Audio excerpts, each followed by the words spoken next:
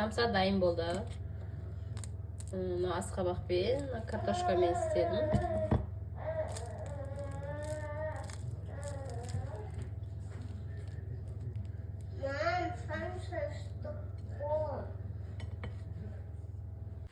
Қыздар, сәлем. Бүгін ең оңай слоеный тестаның рецептімен бөлісетін боламын. Бұдан мен самса жасаймын. Так, 500 мл мұздай су аламыз. Оған кішкентай шым-шым, көп емес, кішкентай тұз себеміз. Сөйтіп оған қатты қамыр илейміз. Ұн салып,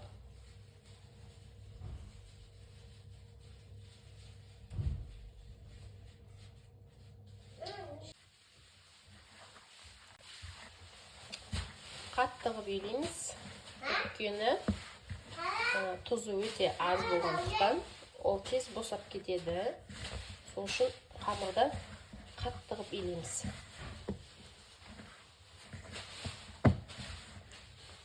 Қамыр илеп қойдым. Міне қатты қамыр болды. Бұны жарты сағатқа холодильникке салып қоямыз. Пакетке салып қойсаңыздар болады, или осылай алдысымен қойсаңыздар болады. Жарты сағаттан кейін жаямыз.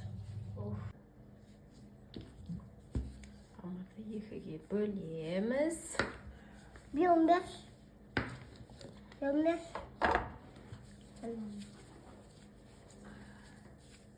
Şimdi ne yaptın? Mam, ne yaptın? Ha?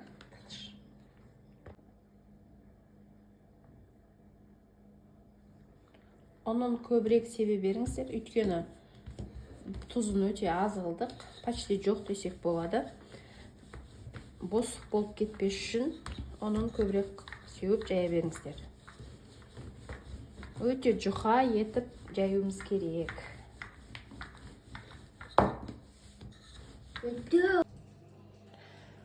Қамырды осылай жайып,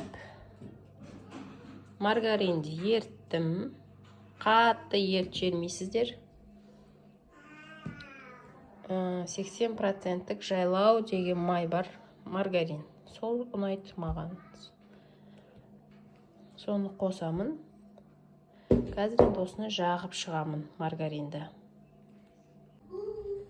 Сармайды жақтым, енді осылай ораймыз.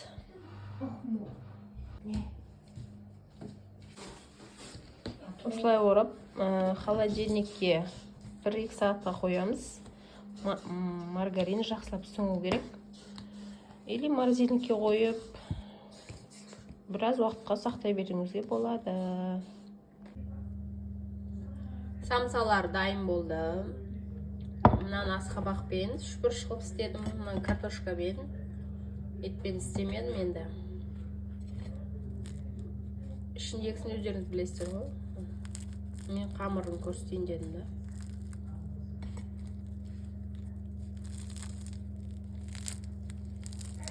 Хрустящий болып тұр, көрдіңіздер ме? 3 ақ зат кетті сондағы. Істеп көріңіздер.